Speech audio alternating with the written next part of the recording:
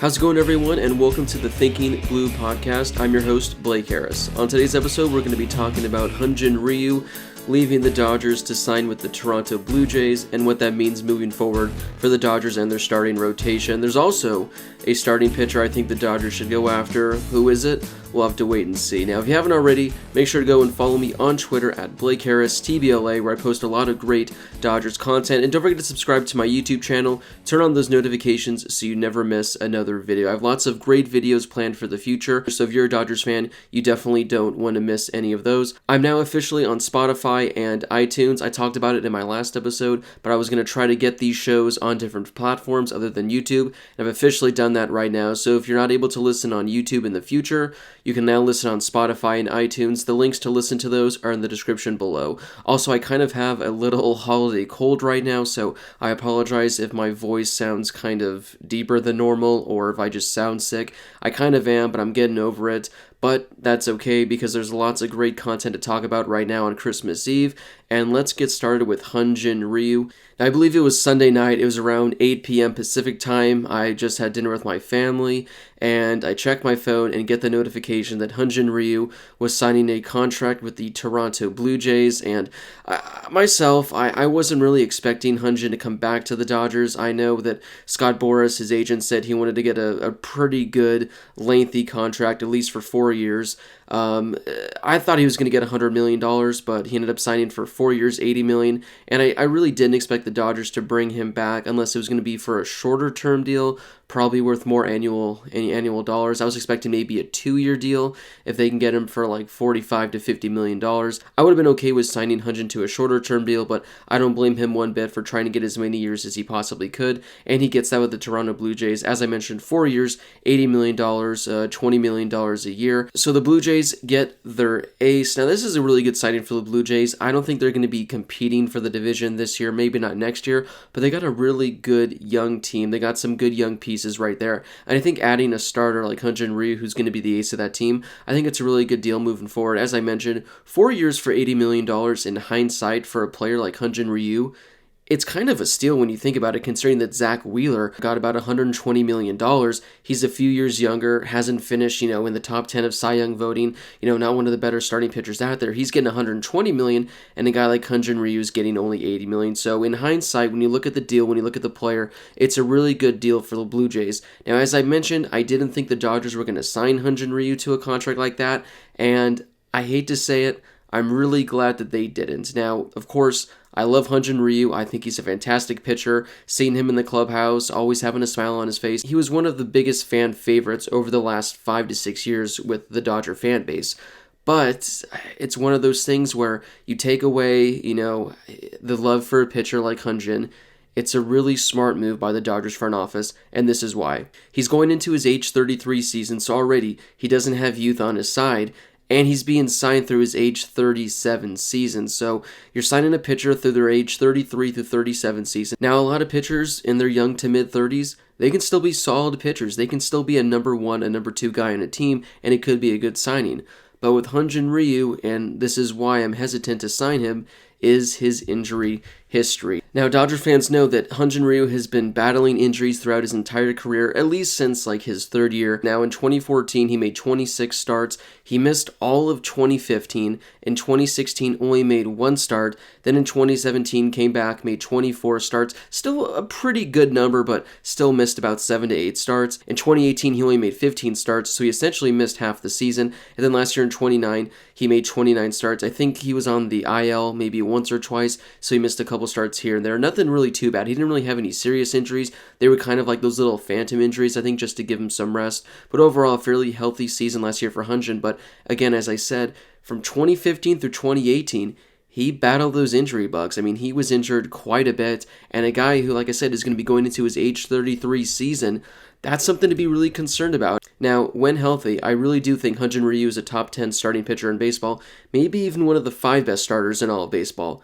But that's a huge when healthy because, as I mentioned, he's missed a lot of time, he's getting older, and now he's signed through his age 37 season. So there's a chance that, Hyun-Jin, he can get through these next 4 years, make 25 starts a year, and it'd be a great signing for the Blue Jays. But as we've seen in the past, he has a really bad injury history, has kind of those freak injuries, And I think he's going to be injured a lot moving forward in these 4 years. Again, I'm not hoping for that. I hope he stays healthy, but it's a risk for the Blue Jays, and they're paying for that. So $20 million, as I said, you're getting a top 10 pitcher in baseball when healthy, but you're also taking the chance that he misses 10 to 15 starts, or he has a more serious injury and misses majority of the season. So Hyun-Jin, I'm glad he got his money. I'm glad he got the longevity. I'm glad he gets to go to Toronto, have a new fresh start with them. I am kind of bummed that he's not going to be able to have that many at-bats next year. Maybe he'll only have like 1 or 2 games he gets to have an at-bat, which is a drag, especially considering his last game of the season last year. He hit a home run, which is fantastic. So Hyun-Jin, well done getting the contract. He's a Scott Boras client, so I'm not shocked he got 4 years for $80 million. And it's going to hurt because it really hurts the Dodgers' starting rotation moving forward, which I'll get to in a second. But I saw this on Twitter the other day. It came from Eric Steven. Hyun-Jin Ryu's 129 ERA plus is tied for the 4th best among Dodgers starting pitchers in franchise history who made at least 100 starts. Now, I'm sure you guys can guess who the first two are. Clayton Kershaw and Sandy Koufax. When I saw this third name, I was shocked that it was actually the second best ERA plus. Kevin Brown. So Kevin Brown has the second best ERA plus in Dodgers history among starters who have made at least 100 starts. I did not expect that, but also I was about 1 or 2 years old when Kevin Brown was assigned to the Dodgers, so I didn't get to see him pitch, so I really didn't get to see how good he was when he was with them for, I believe, 6 years. So I just mentioned it, Hyun-Jin Ryu leaves the starting rotation, so what does that mean moving forward for the Dodgers? Well, Walker Buehler, he's going to be the ace, he's going to be number 1 in the rotation. You're going to assume Clayton Kershaw is going to be number 2. I figure Kenta Maeda is going to be in there because Dave Roberts said he's going to be a starter this year. Not exactly sure what they plan on doing with Maeda. I know he said he was upset about the whole reliever thing. Kenta's going to be in the starting rotation again. Dave Roberts also said that Julio Urias is going to be a starter for the Dodgers in 2020, which is good to see considering it seems like it's been forever since, Julio Urias came up, and there's been so much expectation with him. There's been so much anticipation, but he's constantly been hurt, constantly dealing with other things, so it's going to be great to finally see him in the starting rotation, which does leave a 5th and final spot. I mean, essentially, it's going to be between Dustin May, Tony Gonsolin, and Ross Stripling. I do think that Dustin May, to start the season, is probably going to get the edge. He'll probably be that 5th guy in the starting rotation. But as I mentioned, you got guys like Gonsolin, you got guys like Stripling. They're probably going to be rotating through. There's definitely going to be an injury or two during the regular season, so I'm sure Gonsolin and Stripling, they're probably going to make at least 10 starts, maybe 15 starts each, depending on injuries. Now, as I mentioned, 1 through 4, I think Buehler, Kershaw, Maeda, and Urias, I think those 4 are locks. And I'm going to give my 5th nod to Dustin May. I mean, last year he was 2-3, had an ERA of 3.63, strikeout to walk ratio of 6.4 to 1, which is actually pretty good. Now, he did do better as a starter. He only made 4 starts, but in those 4 starts, he had an ERA of 2.82, had a whip of 1.07, and for the most part, he looked good. It was kind of when he went to that reliever role that things kind of fell apart for him later in the season. I think Dustin May is your number 5 option, or even your number 4 option. I think that'll be pretty good moving forward. Will Dustin May even be with the Dodgers next year? Maybe he gets dealt to Cleveland as a part of a separate deal. We'll have to wait and see. But in regards to right now, as of December 24th, Dustin May is going to be in that starting rotation. Now, as I mentioned, Julio Urias, it seems like he's been with the Dodgers forever now, which he kind of has, but I think this is going to be his 5th season with the club. He's only made 28 starts. Now, the good thing is he's only 23 years old. Remember, he came up when he was only 19, so he's still only 23 years old. But as I mentioned, he still only made 28 starts, and most of those came when he was a rookie back, 4 or 5 seasons ago. He's gone 5-5 as a starter, has an ERA of 3.66, 1.36 whip. He averages 9 strikeouts per 9 innings, and has a strikeout to walk ratio of about 2.5 to 1. So pretty good numbers, but the sample size has been really, really small. Urias has actually been better as a relief pitcher. I think his ERA as a reliever is like 2.30. He's been really good as a reliever. Now, still, an ERA of 3.6 is a very good ERA for a starter, but again, only 28 starts, doesn't have a whole lot of experience. So the Dodgers, not only are they going to be relying on Dustin May, who's going to be a rookie next year, they're relying on Julio Urias, who only has made 28 starts as well. So that's why I'm a little nervous in regards to the starting rotation. It's not to say they don't have some really good guys that can be really quality starters.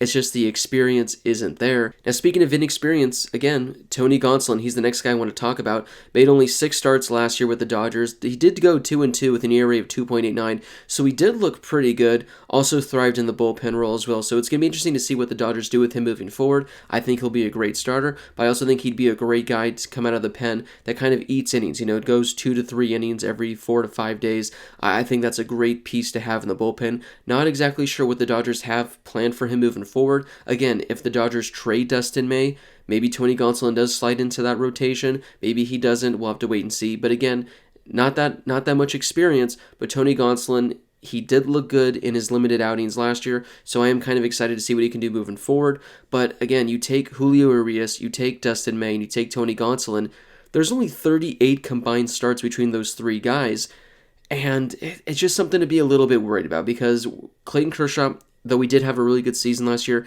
he is on the decline. Kenta Maeda, although he's a very reliable, very consistent starter, I don't know if you want to have him as your number 3 guy moving forward. I mean, especially if Kershaw or Buehler gets hurt, all of a sudden Maeda might be your number 2 guy.